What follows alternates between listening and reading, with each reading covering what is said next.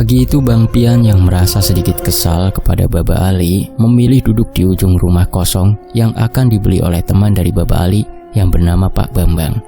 Sebelumnya, Baba Ali meminta Bang Pian untuk melihat kondisi rumah tersebut secara batin karena dikhawatirkan ada sosok-sosok makhluk gaib di sekitar rumah yang sudah lama tidak dihuni itu. "Pulang yuk Yan," ajak Baba Ali kepada Bang Pian yang sedari tadi hanya diam saja. "Manyun aja lu, tar Baba kasih uang lelahnya," imbu Baba Ali sudah siap di atas sepeda motornya. "Lagian Baba kagak jelas banget dah, ngapain ngajak saya kemari kalau temen Baba udah minta tolong sama orang lain? Tahu gini kan saya mendingan molor," balas Bang Pian yang masih merasa kesal. Sesampainya Baba Ali di rumahnya, Baba Ali pun langsung bertanya tentang sesuatu yang tidak diketahuinya oleh Bang Pian. Dan hal itu malah membuat Bang Pian penasaran dengan maksud dan tujuan Baba Ali mengajaknya ke rumah besar milik temannya itu. Yan, tadi di rumah itu, lu ngeliat apa aja Yan?" tanya Baba Ali sambil mengambil bungkus rokok bertuliskan angka dari saku kemejanya. "Lah banyak Mbak," jawab Bang Pian yang membuat Baba Ali terkejut. "Lu kalau ngomong yang bener Yan, emang lu ngeliat apaan aja tadi?" balas Baba Ali dengan sabar. "Ada pohon jambu kelutuk, ada rumput, ada tai kucing, ada pohon tetehan, ada semut, ada macam-macam dah pokoknya," balas Bang Pian yang membuat Baba Ali emosi mendengarnya. Lu kebiasaan aja kalau diajak ngomong serius sama orang tua, jawabnya bercanda mulu. "Dasar bocah geblek," sahut Baba Ali yang merasa kesal dengan Bang Pian. "Lagian, emang Baba ngapain sih pagi-pagi ngajak saya ke rumah orang sarang demit?" tanya Bang Pian sambil ikut mengambil rokok milik Baba Ali. "Sarang demit? Lu yang bener Yan kalau ngomong," balas Baba Ali yang merasa terkejut dengan apa yang dikatakan oleh Bang Pian. "Lah emang iya, saya mah ngomong bener dikata salah. Ngomong salah makin salah, ribet ngomong sama aki-aki," balas Bang Pian yang langsung berdiri dan berjalan ke arah dapur sebelum Baba Ali melempar kopiah yang masih dikenakannya. "Sekalian bikinin gua kopian," celetuk Baba Ali kepada Bang Pian. "Pakai garam apa pakai kecap, Mbak?" tanya Bang Pian yang kembali meledek Baba Ali. "Pakai sambel, mulut elu tapi yang gua sambelin," balas Baba Ali kesal. "Jadi rumah itu mau dibeli sama temen Baba Yan. Kemarenan dia minta tolong buat ngajak elu ngeliatin rumah itu. Tapi tadi kata dia rumah itu aman karena Pak D dari bininya juga orang pinter," ujar Baba Ali menjelaskan tujuan Baba Ali mengajak Bang Pian mendatangi rumah dengan halaman luas tersebut. "Pinter apanya? Orang itu rumah masih penuh sama demit. Tadi aja tuh di tempat saya duduk ada yang nempatin. Rumah itu mah udah kayak pasar, Mbak. Banyak banget demitnya. Saya mah kalau disuruh buat mindahin itu demit kagak dah, saya kagak sanggup," balas Bang Pian sambil menggelengkan kepalanya dan meniup cangkir kopi hitam yang baru saja dibuatnya. "Kasihan banget dah si Bambang, apes mulu dia," balas Baba Ali yang langsung menyeruput kopi hitam buatan Bang Pian. "Hah, kok asin Yan? Ini beneran lu pakein garam?" imbu Baba Ali sambil mengecap-ngecap kopi buatan Bang Pian. "Pakai upil kali, Mbak," balas Bang Pian yang membuat Baba Ali melotot. "Ya kagak, Mbak. Kurang banget kerjaan saya mau ngerjain orang tua," balas Bang Pian sambil tersenyum. "Awas lu, kualat lu ngerjain orang tua," sahut Baba Ali lagi. "Udah, itu bilangin Om Bambang ya, jangan dibeli itu rumah, Mbak. Kasihan yang pada nempatin nantinya," ujar Bang Pian sambil terus menyeruput kopi hitam buatannya. "Tar dah, gua ke rumahnya lagi dah. Mudah-mudahan aja belum dibayarin sama dia," balas Baba Ali sambil mengisap dalam-dalam rokok kretek kesukaannya. Beberapa minggu kemudian, Baba Ali kembali meminta Bang Pian untuk datang ke rumahnya dan menceritakan apa yang terjadi pada anak Pak Bambang yang baru saja 1 minggu menempati rumah yang baru dibeli oleh Pak Bambang tersebut. "Yan, lu bisa tolongin Pak Bambang gak Yan?" tanya Baba Ali kepada Bang Pian dengan wajah serius. "Emang Om Bambang kenapa, Mbak?" tanya Bang Pian yang baru saja sampai di rumah Baba Ali. Anak baru nyampe bukan ditanya kabarnya dulu, main tolong-tolong aja. Gerutu Mak Ela sambil mengambil cucu kesayangannya dari gendongan ibunya. Duduk dah Yan, gua lupa. Gimana kabar lu? Sehat semua kan? Tanya Baba Ali sambil tersenyum dan melirik ke arah Mak Ela. Alhamdulillah sehat Mbak. Lagian saya sama anak bini saya mau nginep. Entar-entaran aja napa cerita soal Om Bambangnya, balas Bang Pian yang langsung masuk ke dalam rumah Baba Ali. Emangnya Om Bambang kenapa Mbak? Tanya Bang Pian yang berjalan dari arah dapur sambil membawa secangkir kopi hitam yang baru saja dibuatnya. Bambang sih kagak ngapa-ngapain, tapi anak buahnya pada sakit, terus pada gak mau kerja karena mereka takut tinggal di rumah yang tempo hari kita kesono tuh, jawab Baba Ali menjelaskan. Kan udah saya kata itu rumah sarangnya demit, masih aja dibeli. Emang rumah itu siapa yang nempatin Mbak? Tanya Bang Pian yang mulai merasa penasaran. Yang nempatin karyawannya Bambang. Kan rumah itu dibuat konveksi, jadi ada banyak orang yang kerja sama tinggal di sono, balas Baba Ali menjelaskan. Oh, pantesan aja dia mau beli rumah serem begitu. Ternyata dibuat konveksi. Dia pikir demitnya bakalan pada pergi kali ya, karena banyak orang yang pada kerja di sono. Ujar Bang Pian sambil membakar rokok filter kesukaannya. Begitu kali, tapi kemarin dia ke rumah. Dia mau minta tolong sama lu Yan, balas Baba Ali. Lah kan dia punya Pakde yang orang pinter, gimana sih Mbak? Balas Bang Pian yang masih ingat dengan apa yang diceritakan oleh Baba Ali beberapa waktu yang lalu. Kagak sanggup kali itu orangnya. Apa dia udah kagak pintar lagi? Gue juga kagak tahu dah. Yang penting dia mau minta tolong sama lu sekarang. Lu bisa kagak Yan? Tanya Baba Ali sambil menggerutu. Insya Allah saya bisa Mbak, balas Bang Pian. Nah begitu dong Yan, itu baru namanya anaknya Ali. Terus kapan kita ke sono? Tanya Baba Ali dengan wajah senangnya. Baba kagak usah ikut ke sono. Baba anterin aja saya ke rumah Om Bambang. Terus Baba jelasin dah di rumah Om Bambang tuh. Saya takut kalau Baba ikut, ntar Baba kena imbasnya, balas Bang Pian menjelaskan. Ya udah dah, bagaimana baiknya aja, balas Baba Ali. Terus kapan kita ke rumah Bambang? Ibu Baba Ali yang bertanya kepada Bang Pian. Tar aja habis asar. Saya mau tidur dulu. Belum tidur ini, saya dinas malam tadi, balas Bang Pian yang langsung pergi ke kamarnya. Sore sekitar pukul 4:30, Bang Pian pun sampai di sebuah rumah yang beberapa waktu lalu didatanginya bersama Baba Ali. Tapi sore itu, Bang Pian mendatangi rumah yang beraura gelap itu langsung bersama Pak Bambang yang menjadi pemilik baru dari rumah besar tersebut. Apapun syaratnya akan saya penuhi Bang. Yang penting arwah-arwah penasaran yang menghuni rumah itu mau pergi, ujar Pak Bambang kepada Bang Pian yang membuat Bang Pian tersenyum mendengarnya. Kalau syaratnya Om Bambang sendiri mau emangnya, kata Bang Pian yang membuat Pak Bambang terkejut. Wah sampean ini mengagetkan saya aja Bang, balas Pak Bambang sambil tersenyum. Kalau Om Bambang mau pakai syarat, ya panggil aja dukun Om.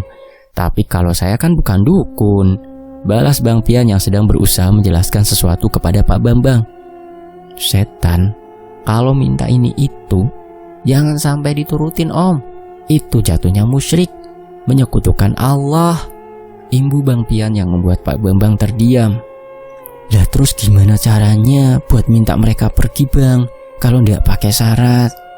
Tanya Pak Bambang yang merasa heran dengan apa yang baru saja disampaikan oleh Bang Pian. Diajak ngopi sambil cerita masa lalunya Om. Terus diajak jalan-jalan ke Taman Ria juga bisa. Apa jalan ke Ancol kek? Balas Bang Pian yang membuat Pak Bambang tersenyum kesal mendengarnya. Yo wes lah, pokoknya saya minta tolong sama sampean yo Bang, supaya rumah ini aman dan penghuninya ndak mengganggu karyawan saya yang bekerja di sini, ujar Pak Bambang kepada Bang Pian. Insya Allah dah Om, kelihatannya sih setan-setan di sini emang kagak mau kalau tempat tinggal mereka ditempatin orang, balas Bang Pian yang sudah melihat penampakan sosok makhluk gaib di depan pintu utama rumah tersebut. Oh ya, sekarang berarti rumah ini kosong ya Om? Tanya Bang Pian lagi. Iya Bang, 2 hari yang lalu semua karyawan saya minta pulang. Akhirnya ya saya tampung di rumah saya dulu supaya mereka masih bisa bekerja, balas Pak Bambang menjelaskan. Ya udah deh Om, ntar malam saya kesini lagi. Saya minta kunci rumah ini aja, ujar Bang Pian kepada Pak Bambang. Nanti biar sampean ditemani keponakan saya gimana Bang? Dia juga orangnya berani kok, balas Pak Bambang menawarkan. Nah boleh tuh Om, sekalian suruh bawa termos sama kopi ya Om, sama kue-kuenya jangan lupa, jawab Bang Pian dengan semangat. Beres Bang, jadi nanti malam sampean ke rumah saya dulu toh? Tanya Pak Bambang kepada Bang Pian lagi. Lah iya, kan mau ngajak keponakan Om Bambang. Gimana sih? Balas Bang Pian sambil menggerutu. Oke siap Bang, nanti saya siapkan segala sesuatunya. Kopi, air panas, roti, dan rokok ya. Beres Bang, ujar Pak Bambang yang merasa senang karena Bang Pian mau membantunya. Ketika malam tiba, sesuai kesepakatan yang telah disepakati, Bang Pian pun kembali datang ke rumah Pak Bambang sekitar pukul 9 malam. Di rumahnya Pak Bambang dan keluarganya serta keponakannya sudah menunggu kedatangan Bang Pian. Nah ini keponakan saya yang akan menemani Bang Pian ke rumah itu, ujar Pak Bambang sambil memperkenalkan keponakannya kepada Bang Pian. Pian, ujar Bang Pian sambil mengulurkan tangannya menyalami keponakan Pak Bambang. Prapto Mas, asli Gunung Kidul, balas seorang pemuda yang usianya masih di bawah Bang Pian. Jangan panggil Mas ya, ntar saya dikata orang Jawa lagi. Panggil aja nama saya Pian, balas Pian sambil tersenyum. Panggil saja Bang Pian Prap, seru Pak Bambang menimpali. Iya Prap, nama lu Prapatan apa siapa tadi? Gua lupa dah, celetuk Bang Pian yang membuat semua orang di rumah Pak Bambang tertawa. Prapto Bang, nama panjangnya Suprapto Edi Cahyono, balas Prapto sambil tersenyum. Ya dah, sekarang kita berangkat yuk ah. Ntar keburu plesir tuh demit-demit yang ada di rumah baru paman lu, ujar Bang Pian yang langsung mengajak Prapto berangkat menuju ke rumah Pak Bambang. Gimana kopi air panas sama teman-temannya, aman kan Tok? Tanya Bang Pian yang melihat barang yang dibawa Prapto. Aman Bang Pian, semua sudah saya siapkan, sahut Pak Bambang yang ikut mengantar Bang Pian dan Prapto sampai ke depan rumahnya. Suasana mencekam pun langsung menyambut kedatangan Bang Pian dan Prapto di rumah yang berada paling ujung di antara barisan rumah lainnya di sebuah komplek perumahan tua yang ada di daerah Jakarta Selatan itu. Aura mistis pun terasa sangat pekat yang tiba-tiba saja membuat Prapto merinding dan mulai merasa tidak nyaman. Ngapa lu Tok? Kedinginan lu? Tanya Bang Pian yang melihat Prapto sedang berusaha membuka pagar rumah milik Pak Bambang. Enggak Bang, ini nganu Bang, merinding Bang, jawab Prapto singkat sambil meneruskan membuka gembok yang berada di belakang pagar rumah besar itu. Baca bismillah Tok, lagian lu nyelonong aja sih, ujar Bang Pian sambil tersenyum dari atas sepeda motornya. Setelah masuk ke dalam halaman rumah besar yang baru dibeli Pak Bambang itu, Bang Pian pun langsung mengajak Prapto untuk duduk di sudut rumah yang terdapat lampu taman menyala di depannya.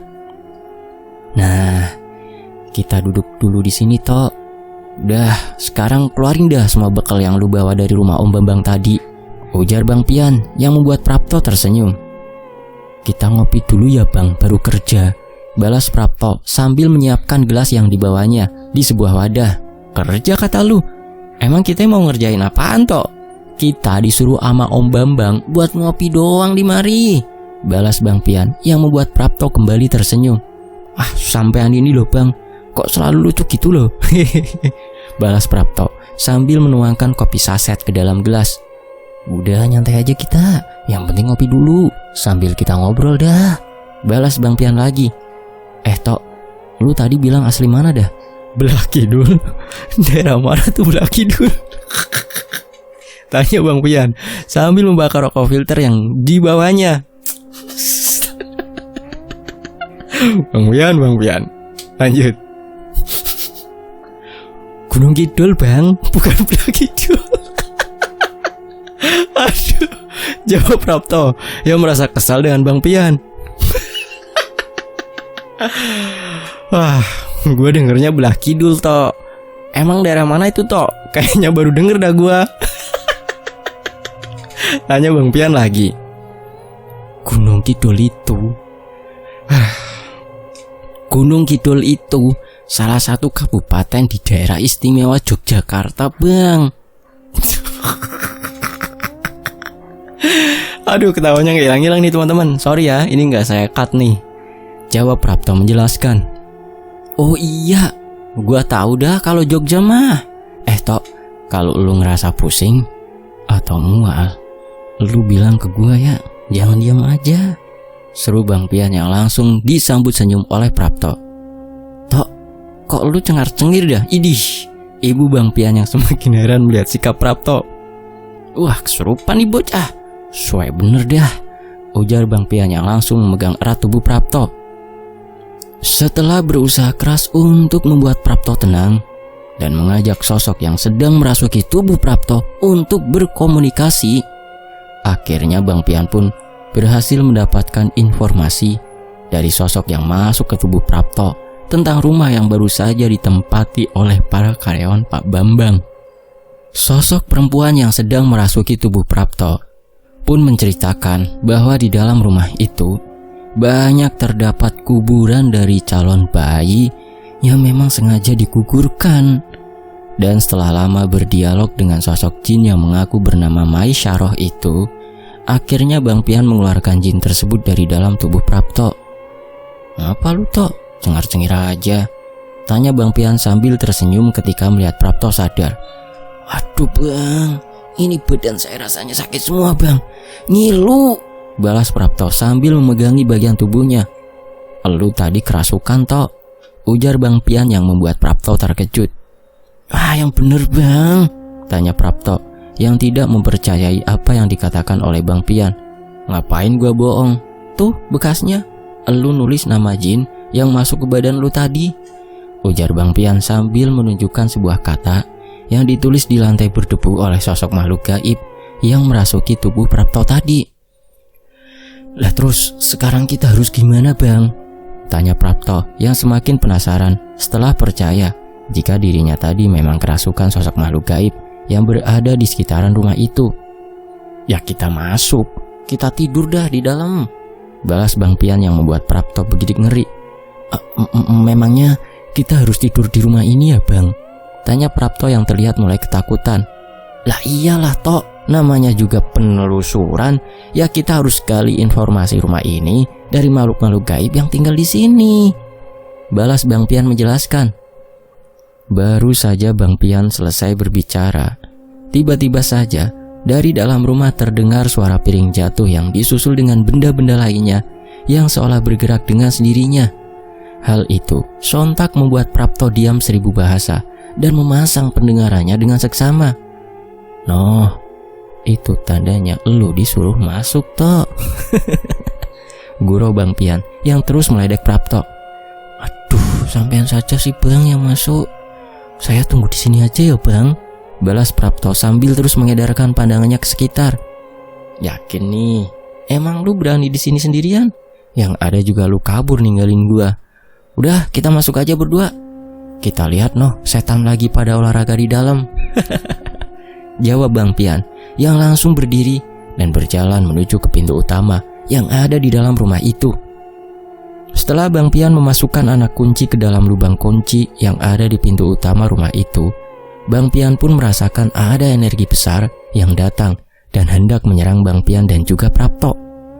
Tapi Bang Pian yang sudah banyak belajar dari kakek Abdul melalui Ardi telah terlebih dahulu memagari tubuh mereka masing-masing dengan energi murni dan doa-doa yang sudah dibaca Bang Pian. Energi besar dari sosok makhluk gaib berwujud perempuan bergaun merah itu pun langsung terpental dan membentur sesuatu hingga terdengar dari luar tempat Bang Pian dan Prapto berdiri. Tok, lu jangan bengong ya, baca sholawat bisa kan? Tanya Bang Pian yang disambut anggukan kepala oleh Prapto. Terus baca sholawat dalam hati ya, jangan sampai pikiran lu kosong, Ibu Bang Pian menegaskan. Dan setelah itu, Bang Pian pun langsung membuka pintu rumah yang ada di hadapannya. Tapi setelah pintu terbuka, tiba-tiba saja ada hembusan angin besar yang menerpa Bang Pian dan juga Prapto. Bersamaan dengan itu, bau harum bunga melati pun tiba-tiba saja tercium hingga membuat keduanya sulit bernafas. "Gila nih Demit, parfumnya nyengat banget ya," seru Bang Pian yang mulai melangkahkan kaki kanannya untuk masuk ke dalam rumah tersebut. "Mana ada setan pakai parfum Bang, sampean ini ada-ada saja," balas Prapto sambil mengedarkan pandangannya ke arah sekitar. "Ingat tok, lu jangan ngoceh aja, sholawat baca terus," balas Bang Pian yang sedang mencari saklar lampu rumah tersebut. Tapi belum saja Bang Pian dapat menyalakan lampu yang ada di rumah itu, tiba-tiba saja pintu yang tadi dibuka oleh Bang Pian menutup dengan sendirinya, seolah ada sesuatu yang mendorong dengan kencang. Briak! Suara pintu tertutup dengan kencang yang membuat Bang Pian dan Prapto sama-sama terkejut. "Jangan ganggu kami, cepat tinggalkan rumah ini, atau kalian semua akan menjadi penghuni rumah ini seperti kami," ucap sosok suara perempuan yang terdengar lirih dan membuat bulu kuduk meremang. "Udah, kagak usah banyak cincong lu. Gua udah tahu siapa-siapa aja yang ada di rumah ini," saud Bang Pian yang membuat Prapto semakin khawatir dengan keadaan mereka berdua. "Sekarang gua minta lu semua pergi baik-baik ya. Kalau kagak bisa, terpaksa gua usir," imbu Bang Pian dengan tegas. "Bang, sabar Bang, yang kita hadapi ini hantu loh Bang," bisik Prapto dengan tubuh gemetar. "Dasar Jawa, tahu begini mending diam-diam lu di rumah om lu," saud Bang Pian dengan nada kesal. "Manusia-manusia itu yang menempatkan kami di rumah ini. Sekarang kenapa kau mengusir kami bocah?" jawab suara perempuan tua yang terdengar agak paro itu. "Maksudnya gimana Nek? Emang ada orang yang sengaja naruh nenek di rumah ini?" tanya Bang Pian yang merasa penasaran dengan apa yang sebenarnya terjadi dengan rumah tersebut. Tidak lama berselang, Bang Pian dan Prapto merasa tempatnya berpijak seperti berputar-putar dan membuat Bang Pian dan juga Prapto merasa sangat pusing. Baru kali ini Bang Pian mengalami hal aneh dari semua hal yang pernah dialaminya saat berhadapan dengan makhluk-makhluk tak kasat mata. Setelah tempatnya berada terasa kembali normal, Bang Pian dan Prapto pun mendengar suara jerit kesakitan dari seorang perempuan yang disusul suara jeritan-jeritan lainnya. Setelah itu, Bang Pian dan yang sedari tadi menjadi tempat pelindung bagi Prapto pun merasa berpindah tempat dan sedang berada di sebuah ruangan khusus yang sangat pengap dan berbau anyir serta agak berbau busuk.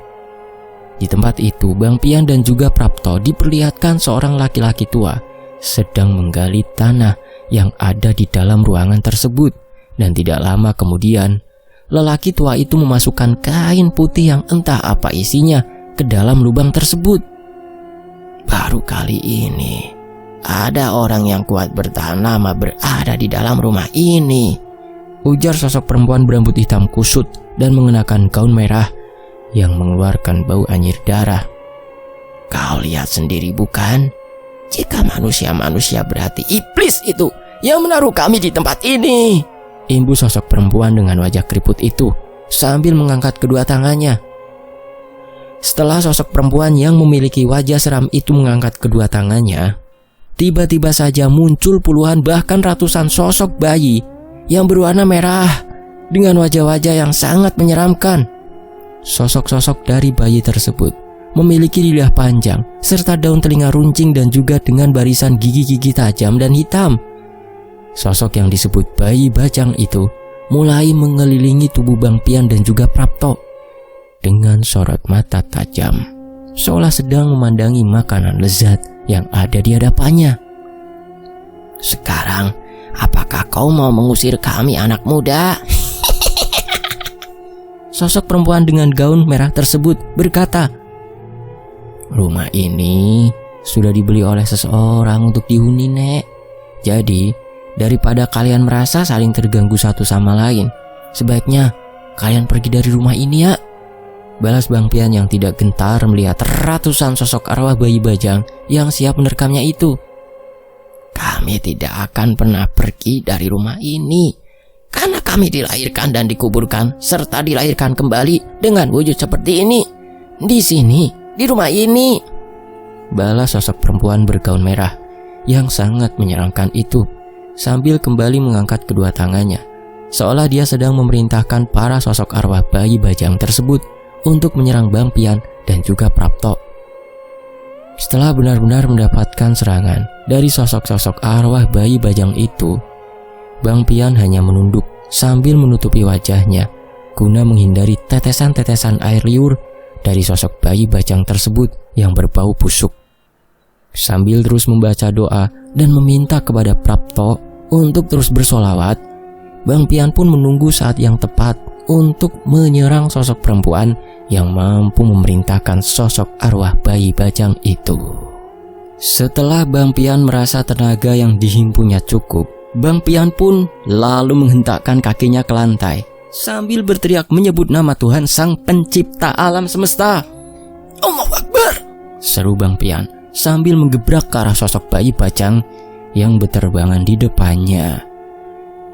Setelah sosok-sosok bayi bajang tadi terhempas oleh energi yang dikeluarkan Bang Pian, dia pun kembali melakukannya dengan mengarahkan seluruh tenaganya ke arah sosok perempuan bergaun merah tadi yang memiliki wajah menyeramkan. Dan berkat keyakinan dan doa-doa yang terus Bang Pian panjatkan kepada Allah Subhanahu wa Ta'ala, akhirnya sosok perempuan bergaun merah itu pun terhempas dengan kencang. Kurang ajar, aku akan membunuh kalian berdua manusia bodoh, ujar sosok perempuan tua yang wajahnya makin terlihat murka. Pergilah dari tempat ini, Nek. Saya berjanji akan memindahkan semua kuburan bayi hasil dari pengguguran itu ke tempat yang lebih layak, Nek, balas Bang Pian sambil menatap tajam sosok makhluk gaib berwujud perempuan itu. Banyak sekali, ratusan. Kau tidak akan dapat memindahkan semuanya, anak muda, balas sosok perempuan yang berdiri mengambang di atas lantai rumah tersebut.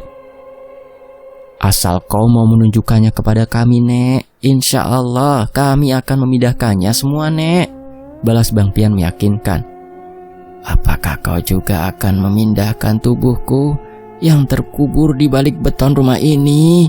Tanya sosok perempuan bergaun merah yang perlahan mengendurkan energi gelapnya. Asal kau mau menunjukkannya, Nek, kami akan berusaha mencari dan memindahkan kuburanmu, balas Bang Pian lagi. Baiklah kalau begitu, aku akan memberitahumu di ruangan mana saja yang terdapat kuburan-kuburan bayi-bayi tidak berdosa hasil hubungan gelap yang dibunuh oleh orang tuanya sendiri. Dan aku juga akan menunjukkan di mana letak kuburanku berada, ujar sosok perempuan tua tersebut menjelaskan. Sekarang pejamkanlah kedua mata kalian, imbu sosok perempuan tua dengan gaun merah tersebut. Bang Pian dan Prapto pun kembali merasa pusing karena tempatnya berdiri seolah-olah berputar dengan kencang. Tok, Prapto, lu masih sadar apa pengsan, Tok? Tanya Bang Pian sambil meraba ke arah belakangnya. Saya ndak bisa pingsan, Bang, balas Prapto dengan suara lirih. Setelah semua kembali normal, Bang Pian dan Prapto pun mulai membuka kedua matanya dan kembali berada di ruang tamu rumah besar tersebut. Bang Pian yang masih merasa pusing pun kembali mencari saklar lampu untuk menyalakan lampu yang ada di ruangan itu. Buset, udah kayak naik helikopter ya, Tok, ujar Bang Pian setelah dapat menyalakan lampu di ruangan itu. Saya belum pernah naik helikopter, Bang, tapi ini sih rasanya kayak naik komedi puter aja, Bang, balas Prapto yang berdiri sambil terus berpegangan ke dinding. Au ah, gelap, sahut Bang Pian yang mulai memendarkan pandangannya ke sekitar. Tiba-tiba saja Bang Pian dan Prapto mendengar suara pintu kamar yang ada di dalam rumah itu terbuka satu persatu. Dan setelah itu Bang Pian mulai mendengar suara perempuan yang memintanya untuk masuk ke dalam setiap kamar yang pintunya telah terbuka tadi. Di setiap kamar ada 40 janin yang terkubur, dan ada 4 kamar yang dijadikan tempat mengubur janin-janin yang sudah tidak bernyawa itu, anak muda, ucap sosok perempuan yang tidak lagi menampakkan wujudnya itu. Setelah memasuki setiap kamar dengan pintu yang sudah terbuka itu, Bang Pian melihat ada tanda-tanda kemerahan di setiap lantai yang terdapat kuburan janin-janin bayi tersebut. Hanya kalianlah yang dapat melihat tanda merah di lantai itu," ujar sosok perempuan yang terdengar menggema. Setelah memasuki semua kamar yang menjadi tempat menguburkan janin-janin tidak berdosa itu, Bang Pian dan juga Prapto dibawa ke sebuah kamar mandi di bagian paling belakang rumah tersebut. Dan di dalam kamar mandi tersebut tiba-tiba saja muncul sosok perempuan dengan gaun putih yang sedang berdiri memunggungi Bang Pian dan juga Prapto. "Apakah di dalam kamar mandi itu jasadmu dikuburkan?"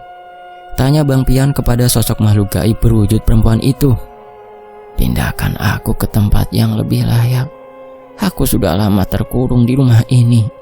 Dan rasanya orang yang dulu menghabisi nyawaku juga sudah mati," jawab sosok makhluk perempuan yang berdiri memunggungi Bang Pian dan juga Prapto. "Siapakah namamu? Dan apakah saya harus menuliskan nama di papan nisanmu?" tanya Bang Pian dengan tegas. "Namaku Maisaro. Kuburkan saja tulang belulangku yang masih tersisa di halaman depan rumah ini. Aku berjanji tidak akan mengganggu siapapun orang yang tinggal di tempat ini," balas sosok Maisaro menjelaskan. "Baiklah, lalu bagaimana dengan para janin yang ada di dalam kamar-kamar itu? Aku harus memindahkannya kemana?" tanya Bang Pian menegaskan. "Bawa ke pemakaman umum saja. Mintalah kepada pemilik baru rumah ini untuk menguburkan semua yang terdapat di dalam kamar-kamar itu dalam satu lubang saja," jawab sosok Maisaro yang perlahan-lahan menunjukkan wajahnya dengan membalikan tubuhnya. "Sekarang pergilah dan sampaikan apa yang sebenarnya ada di dalam rumah ini," imbu sosok Maisaro yang perlahan-lahan pergi dan menghilang dari pandangan mata Bang Pian serta Prapto. "Alhamdulillah," ujar Bang Pian yang juga diikuti oleh Prapto. "Lu dengar kan, Tok, apa yang tadi dibilang sama si Maisaro?"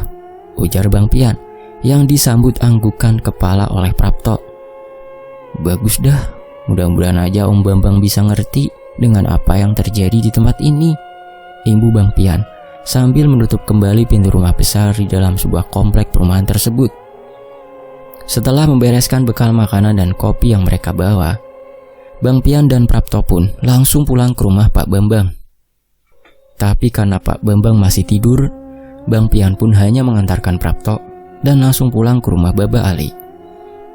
Keesokan harinya, setelah Bang Pian menceritakan apa yang telah ditemuinya di dalam rumah itu kepada Baba Ali, Maela dan juga Intang, Bang Pian pun langsung mengajak Baba Ali untuk menjelaskan kepada Pak Bambang tentang apa yang ditemuinya bersama Prapto semalam. "Mudah-mudahan keponakannya Om Bambang udah cerita sama keluarga Om Bambang," ujar Bang Pian sambil menghisap rokoknya dalam-dalam. "Emang keponakannya Bambang orang bisa juga, Yan?" "Mau-mauannya dia ikut lu semalam?" tanya Baba Ali yang membuat Bang Pian tertawa. "Bisa ngompol, Mbak. Untung aja tuh bocah mentalnya kuat. Bocah gunung, Mbak." balas Bang Pian sambil tertawa. "Tapi itu bocah termasuk berani, Yan. Kalau yang lainnya mah udah pengsan kali tuh," seru Baba Ali yang langsung duduk di belakang Bang Pian. Setelah 20 menit mengendarai sepeda motornya, akhirnya Bang Pian dan Baba Ali sampai di rumah Pak Bambang.